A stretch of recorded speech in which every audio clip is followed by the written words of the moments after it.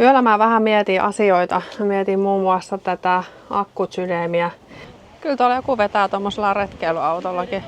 Ihan kiva, että oli toi asfaltti, ettei ollutkaan tällaista koko matka.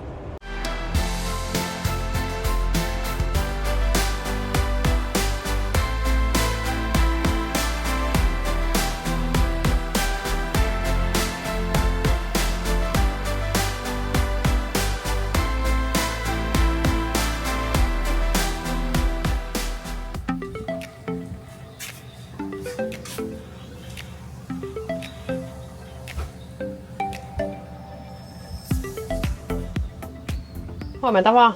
Eka yö takana. Ihan hyvältä vaikuttaa tää auto. Voidaan katsoa muutamat asiat tästä vielä läpi. Me ensin ajateltiin, että miten ihmeessä tähän mahtuu hukkumaan. Tää on kuitenkin aika kapoinen, mutta kyllä siihen vaan mahtuu.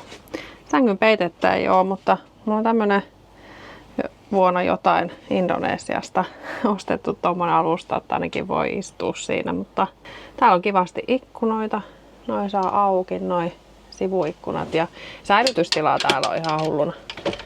Täällä ei itse asiassa edes oo mitään. Et sinne kyllä mahtuu. Ilmastointilaite toimii tietysti vaan sähkön päässä. Nyt oli kyllä viileä yö, ettei ollut tarvetta. Sitten tässä on lavuaari. Ja ihan hyvin tässä sai eilen tehtyä ruuat ja aamulla keitetty kahvivedet siinä.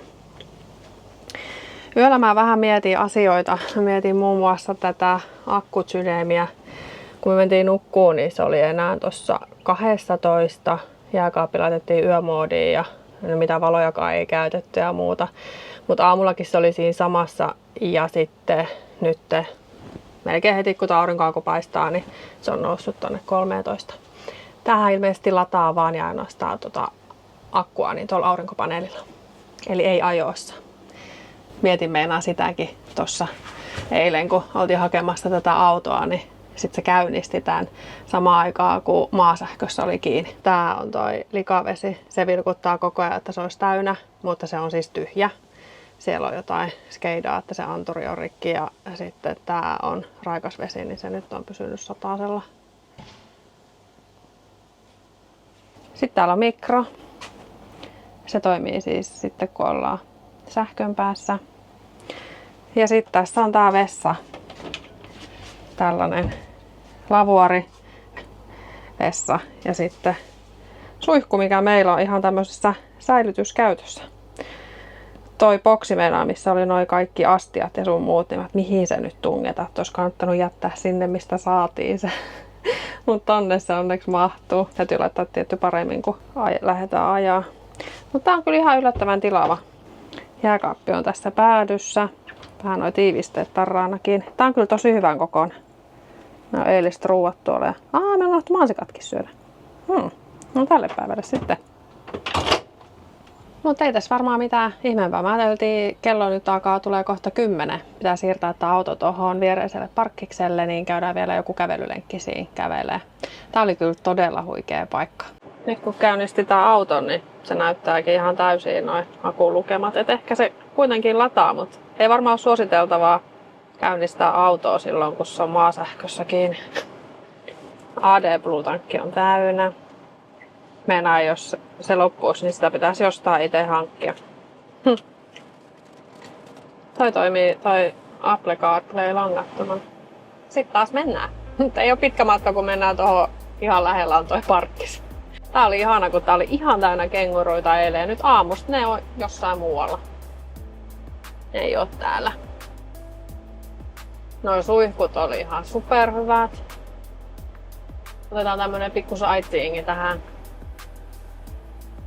Tässä näkyy hyvin, kuin isoina nämä kaikki paikat on. Toi kutonenkin tossa. Meidän paikka oli 24. Tosi isot.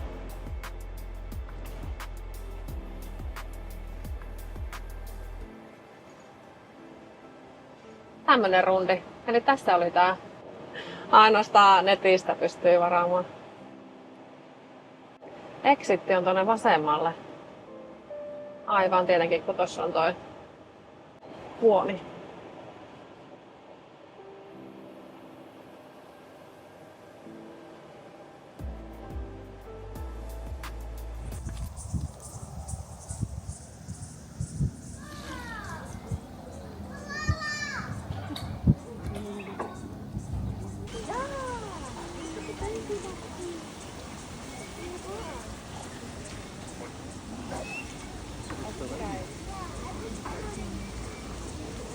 Käydään nyt tässä vähän kävelyllä. Eilenkin oltiin tässä puistoalueella. Tuossa on joku tommonen järvikierros. Katsotaan vähän miltä se näyttää. Tällaiset kävelyreitit täällä. Kengurujätöksiä on kaikkialla, mutta nyt kengurut on hävinnyt. Mä en ole nähnyt yhtään nyt aamulla. Illalla niitä oli kyllä tosi paljon joka puolella.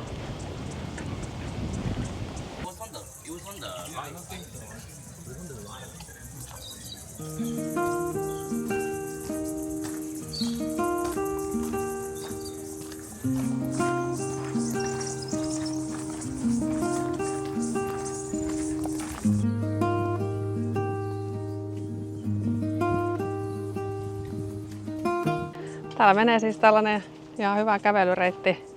En mä nyt tiedä, onko tässä nyt niin hirveästi mitään varsinaisesti nähtävää. Nyt on, kello on vasta 20:11, niin tässä on hyvä lämpötila kävellä. On kyllä tosi kuivaa toi maasto.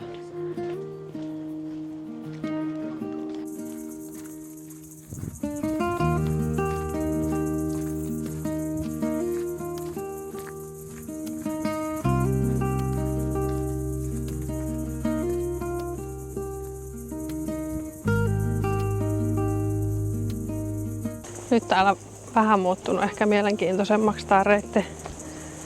Enemmän kuuluu tällaisia erilaisia ääniä. Tän näköistä. Ei ole montaa tyyppiä tällä reitillä.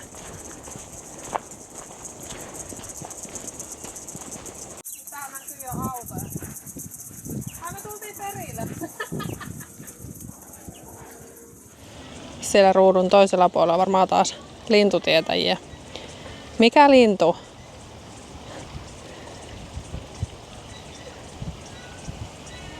Ainakin Instagramin puolella aina kun kysyy jotain, niin aina tulee kyllä niin taattua vastausta sieltä.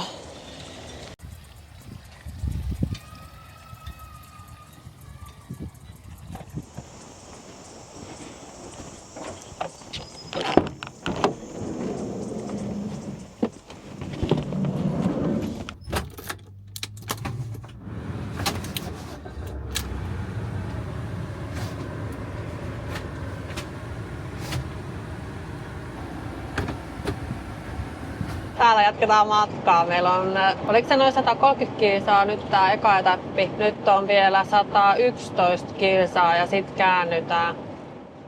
Tää on aika hyvä tää tie. Jonkun verran täällä on jo liikennettä. Välillä ohituskaistoja, niin sitten pääsee noin ohittelee meikäläistä. On mullakin kyllä ihan hyvä vauhti tässä, että ei sen puoleen.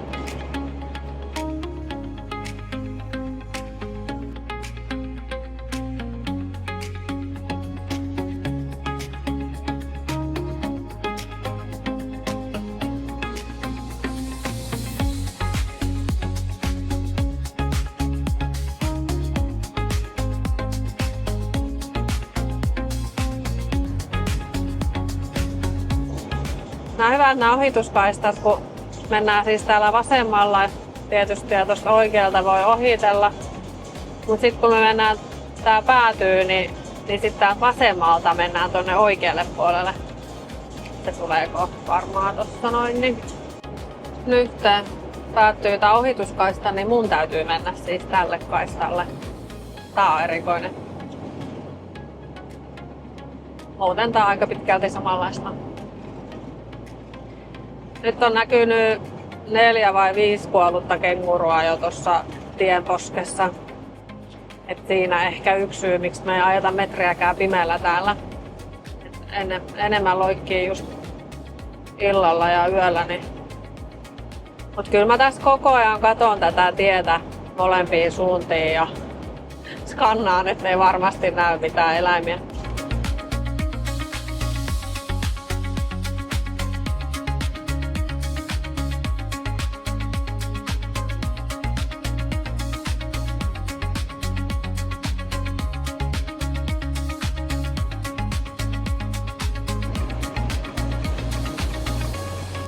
Nyt mennään tänne 5 kilsaa vielä tästä, niin sit varmaan tullaan parkkipaikalle.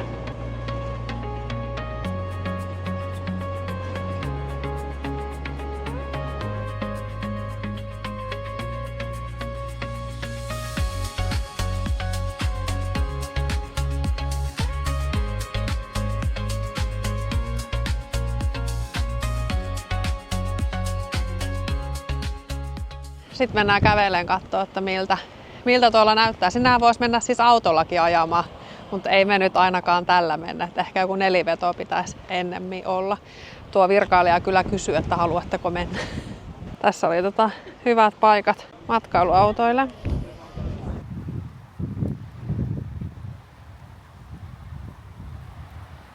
Tässä on tää näköalapaikka. On kyllä hienon näköinen. Mennään tonne kävelemään, mutta tonne olisi tosiaan, kyllä tuolla joku vetää tommosella retkeilyautollakin. Aikamoinen. Siis ihme tällaisia kivitöttöröitä täällä keskellä aavikkoa.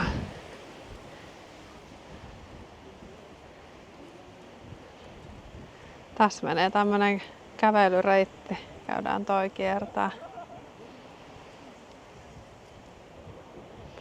1,2 kiisaa. Ympyrälenksu. On kyllä erikoisen näköinen paikka. Tuohon on tehty ihan siis tollanen ajoreitti. Mä jotenkin ajattelin, että tänne voi tulla vaan tyyliin nelivedolla, mutta näköjään tuolla ihan hyvin toi retkeilyautokin vetää. Tuolla opastekyltissä oli ohjeet, että noin 2-3 litraa vettä tänne mukaan tälle kilometrin vaellukselle. Noin 45 minuuttia siinä oli arvioitu, että tähän menee aika kauan. Ja sitten oli, että kävele jonkun kanssa tai ilmoita jollekin, että olet täällä. On kyllä tarkat ohjeet. Ehkä vähän yliampuvat, mutta vähän se on olla. Näitä merkkejä. Tässä pitäisi mennä niinku tää reitti. Toivottiin, että seurataan niitä merkkejä. Tuolla on seuraava. On kyllä erikoinen paikka. Ei voi muuta sanoa. Vähän toi hiekka pellähtää, kun tuulee niin kovin.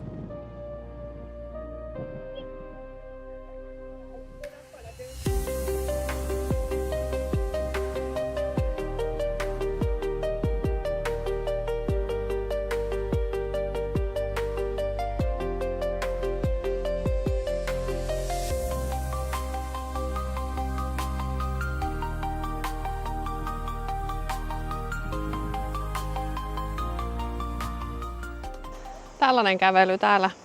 Kova tuuli kyllä tuolla ihan aavikolla. Tässä on jo vähän tuulen suojaa. Ei ollut muita kävelijöitä tällä lenksulla. Tää oli siis ehkä sen kilometri. Porukka käy enimmäkseen, ottaa tuossa kuvia tai sitten autolla ajelee täällä ja se on sitten siinä. Mutta nyt oli ihan kiva käydä tässä kävelee. Nyt kello on 2 iltapäivällä. Tai aika lämmin tässä tietty, mutta ihan kivaa. Tässä vielä näitä näillä tolpilla ja sitten noilla kolmioilla merkitty tää reitti. Tää oli paljon isompi ja hienompi, mitä osasi odottaa kuvista. Hieno paikka. Täällä on näitä ajoreittejä. Siinä on ohjeet. Ei saa kiivetä, seisoa tai istua noitten päällä.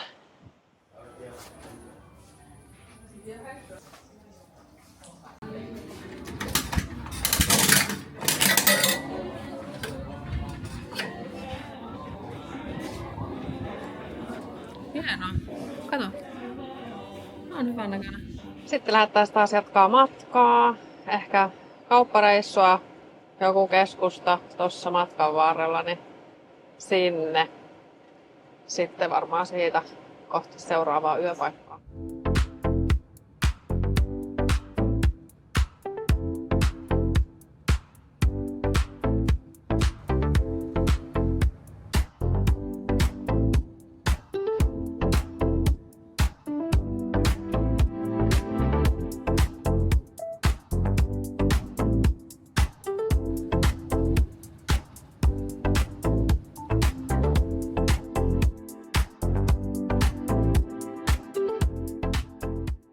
Kaupassa ja muuta, niin mennään nyt katsoa vähän tuota rantaa. Hieno kävelyreitti menee täällä. Tosta varmaan pääsee tonne rantaan. Tän näköistä täällä. Katsotaan kohta miltä toi ranta näyttää.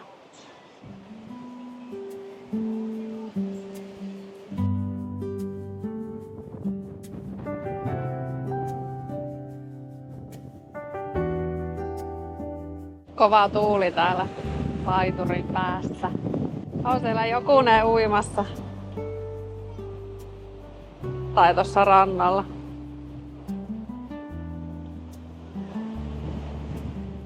Vähän voisi tulla vähemmän. Jos mennään seuraavaan yöpaikkaan, tämäkin on etukäteen. Tää oli myös sellainen, että ei pysty tuolta paikan päältä varaamaan vaan netin kautta. Olisiko tää ollut 20 Australian dollaria, ettei sen kalliimpi. 2 saa vielä tätä tietä ja sitten käännytään vasemmalle. Täällä oli siis pitäisi olla siis tällaisia paikkoja, mihin voi mennä retkeilyautoilla ja isommilla matkailuautoilla, ja sitten on erikseen vielä sellaisia paikkoja, mihin voi vetää tuollaisilla nelivedoilla. Käännyn vasemmalle.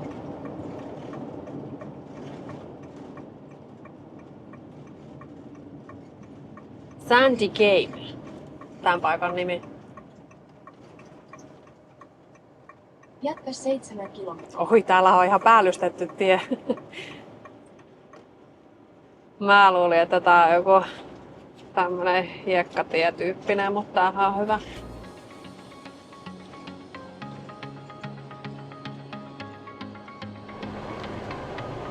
Tässä on tää paikallinen dump pointti. Vessan tyhjennys. Tästä on vielä noin kilometri sinne perille. Nyt tullaan perille. Mä luulen, että me käännytään tonne oikein. Joo, tossa lukee Main Campground. Olet perillä.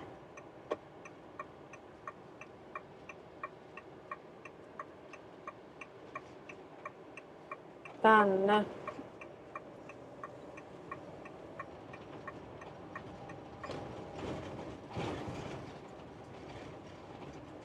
Ihan kiva, että oli toi asfaltti, ettei ollutkaan tällaista koko matka.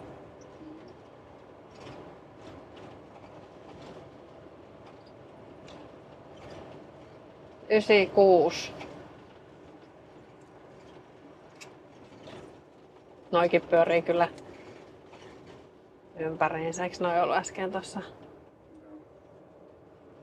Tässähän on numerot.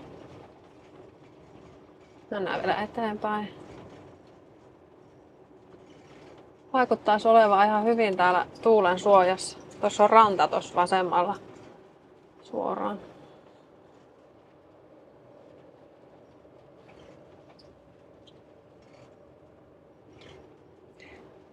Tänne vissiin mahtuu noin 100. Tai enemmänkin. Plus ne, jotka voi mennä noin nelivedoilla tonne jonnekin kunnolla puskoon. Mä luulen, että se pitäisi olla tässä näin suoraan tuossa edessä ehkä. Jos mä oikein muistan. Vai onko se vieläkin eteenpäin?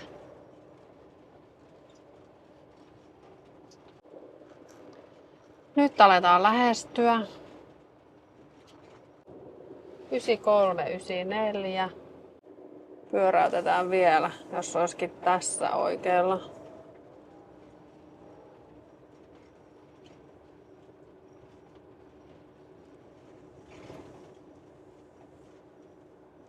Nyt 96, onko? On. Ja perillä semmonen 200 kiisaa tuli ajoa nyt tälle päivälle. Ihan hyvin alkaa sujuu toi vasemmanpuoleinen liikenne. Siihen tottuu kyllä nopeasti. Ja hyvä kun on tää automaatti, niin ei tarvitse noita vaihteita vaihdella, niin paljon kätevämpi.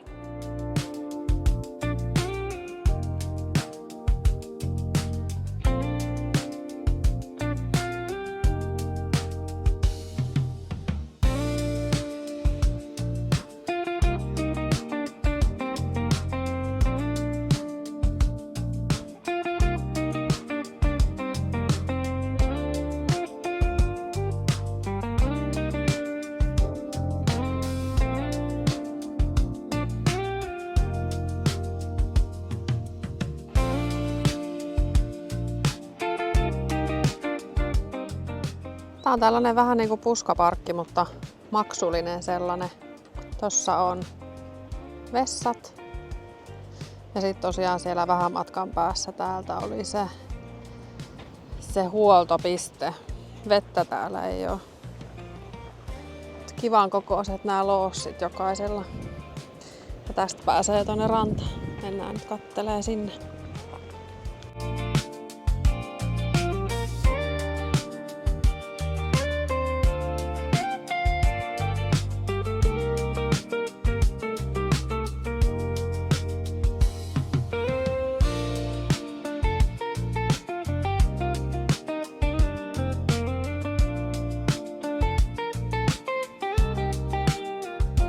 On kyllä ihanaa pehmeätä tää hiekka.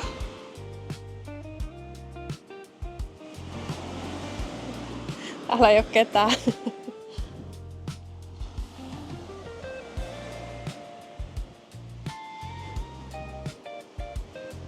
Siis ei ketään.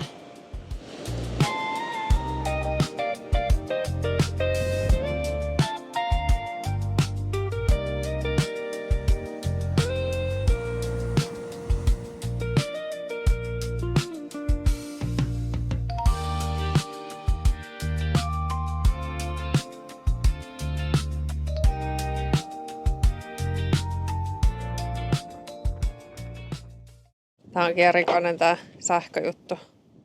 Se vedetään toi koko piuha tuolta. Ei tuu riittää. Tässä on tällainen keittiö. Tuolla on jotain grillejä.